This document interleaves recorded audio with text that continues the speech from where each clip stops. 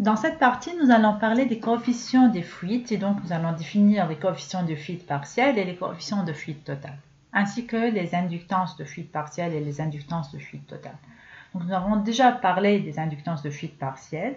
Là, le coefficient de fuite partielle, c'est eta1 égale phi1 sur phi, donc le flux total qui est en train de sortir de l'enroulement 1 divisé par le flux utile qui va arriver à l'enroulement 2.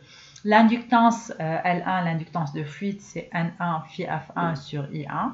L'inductance N1, donc, elle est égale à phi1 moins phi multiplié par N1 divisé par I1. N1 phi1 sur I1, c'est grand L1, l'inductance propre. Et comme l'inductance mutuelle, c'est égal à N2 phi 1,2 sur I1 ou bien N2 phi sur I1, nous allons ajuster ce facteur en multipliant N1 sur N2 multiplié par M.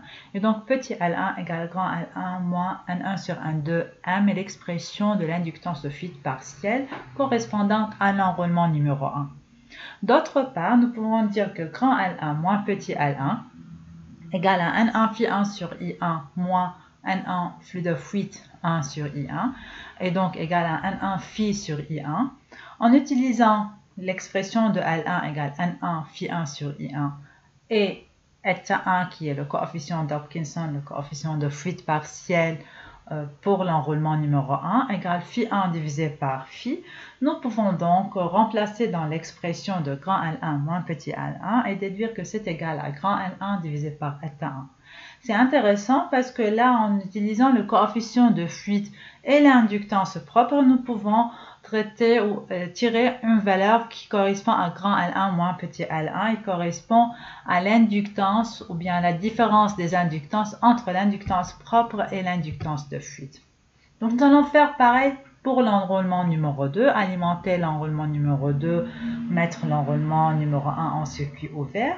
Et nous pouvons déduire L2 égale N2 phi F2 sur I2, eta 2, donc le coefficient de fuite partielle pour l'enroulement numéro 2, égale phi 2 divisé par phi, et grand L2 moins petit L2 égale à grand L2 divisé par eta 2.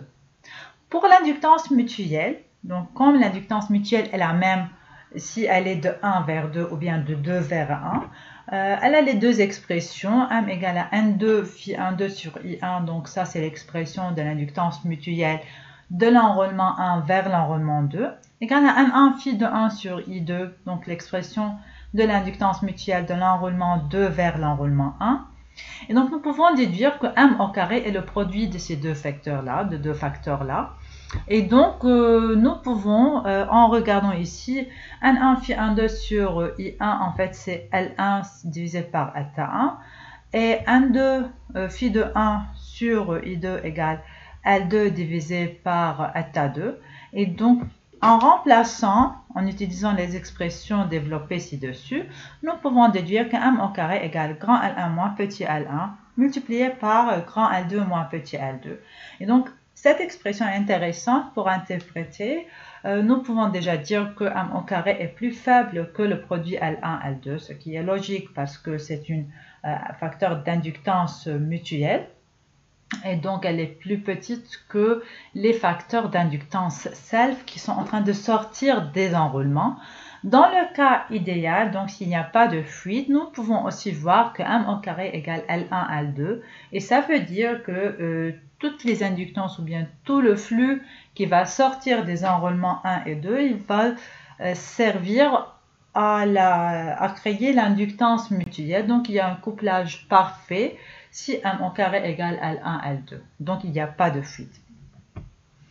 Définition du coefficient de fuite totale et inductance de fuite totale. Donc, un coefficient de fuite totale, sigma égale 1 moins M au carré divisé par L1, L2. Déjà, c'est un seul coefficient qui va interpréter toutes les fuites qui sont à l'intérieur du circuit. Donc, pratiquement, c'est plus facile. Il a une valeur qui est 0 s'il n'y a pas de fuite et une valeur qui est égale à 1 s'il y a énormément de fuite, donc 100% de fuite. Donc, l'interprétation physique est plus claire. Je peux dire sigma égale à, par exemple, de l'ordre de 1 à 2% si je suis dans un transformateur. Donc, j'ai 1 à 2% de fuite dans mon transformateur. S'il y a un moteur, parce que le moteur a de l'entrefer, ça veut dire de l'air entre la partie stator et la partie rotor, et donc cet entrefer va favoriser les fuites vont monter jusqu'à 7 à 10%. Donc comme vous voyez, l'interprétation de ce facteur est plus facile. Et en plus, nous avons un seul facteur pour une seule machine. Donc, pratiquement, elle est plus facile.